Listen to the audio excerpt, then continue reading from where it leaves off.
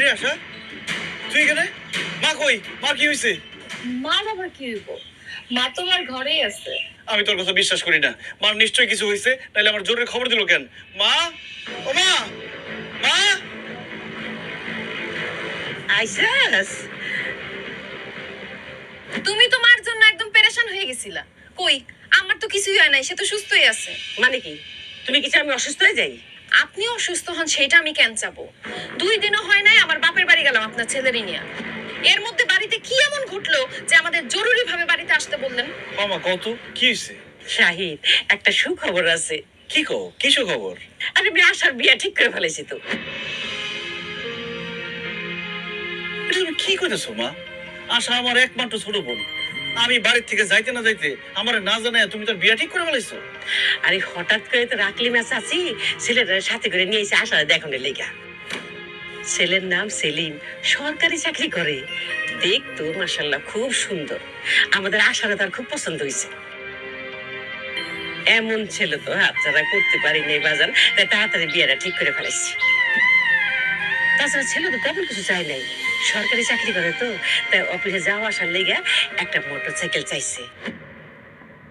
আর আশারে একটু কানে গলায় একটু স্বর্ণের জিনিস চাইছে। আর একটু ভালো করে অনুষ্ঠানটা করলেই হইব। মা, মোটর সাইকেলের দাম কত তুমি জানো? একটা মোটর সাইকেল কিনতে কমপক্ষে 1.5-2 লাখ টাকা লাগবে। বিয়ের অনুষ্ঠান, স্বর্ণ গয়না এগুলো কিনতে 5-6 লাখ টাকার মতো লেগে যাবে। আব্বা মারা যাওয়ার পর একটা মুদি দোকান দিয়ে কোনোভাবে সংসার চালাইতেছি। তাছাড়া 1 বছর হলো আমি বিয়ে করছি। টাকা কই পাবো?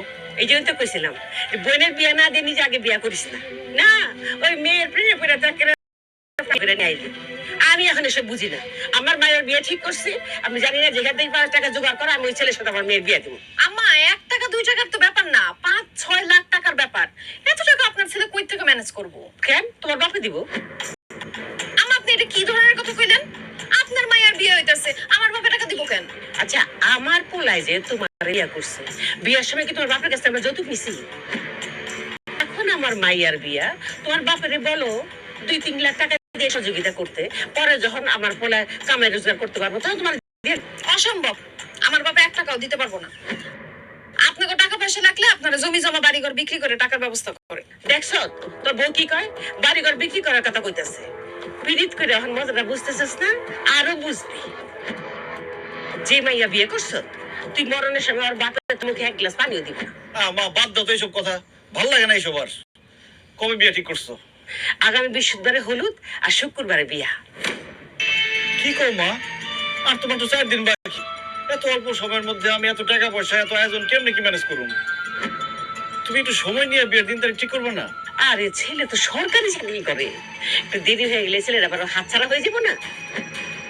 এই জন্যই তাড়াতাড়ি করে বিয়ের দিন তারিখ ঠিক করে ফেলেছি। যাই হোক, এত কথা আমি শুনতে চাই না। আমি এই ছেলের সঙ্গে আমার মেয়ে ধুমধামের সঙ্গে বিয়ে দেবো। তুই যেখান থেকে পারিস টাকা জোগাড় কর।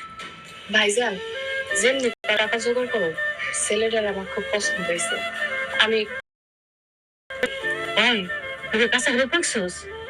মামা মাখি নেই। আরে কাঁচা হলুদ দিলে তো সুন্দর হবে, চেহারাটা আরো ফর্সা হইব। আমি বাইতে দিতেছি, কাঁচা হলদি মাখলে মুখটা আরো ফর্সা হইব, বুঝছ না? আয়। খবরদার, আমার দামে খবর করে দিন।